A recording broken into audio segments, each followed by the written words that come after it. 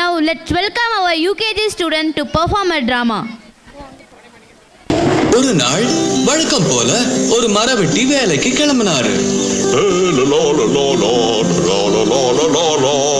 அவர் ஒரு ஆறை கடக்கும் போது எதிர்பாராத விதமா கால் தடுக்கி அவர் கோடாலி தண்ணிக்குள்ள விழுந்துருச்சு. கோடாலி போச்சே. ரொம்ப ஏழையான அவரு கோடாலியை நினைச்சு வருத்தப்பட்டாரு. கோடாலி இல்லாம அவரால் எந்த விறகும் வெட்ட முடியல. என் கோடாலி போச்சே, இப்ப நான் என்ன பண்ணுவேன்? அவர் அழுகிய கேட்ட ஒரு தேவதை அவர் முன்னாடி திடீர்னு தோன்றினாங்க.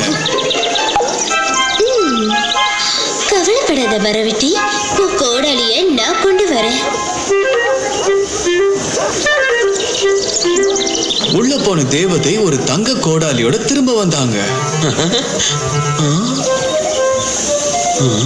இந்த உன்னோட கோடாலி? இல்ல இல்ல, இது என் கோடாலி இல்ல, என்னோடது இரும்பால செஞ்சது. தேவதை மறுபடியும் தண்ணிக்குள்ள போனாங்க. ஒரு வெள்ளி கோடாலியோட வெளியே திரும்ப வந்தாங்க.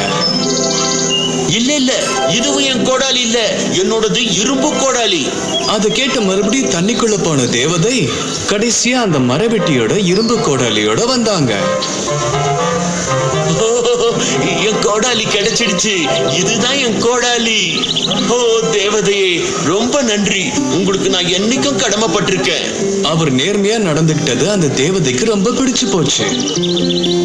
அவர் நேர்மையை பாராட்டுற விதமா இரும்பு கோடாலியோட சேர்த்து தங்க கோடாலி வெள்ளி கோடாலி ரெண்டுத்தையும் கொடுத்துட்டாங்க.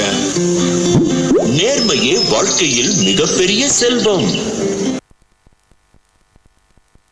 Thank you students for your wonderful message.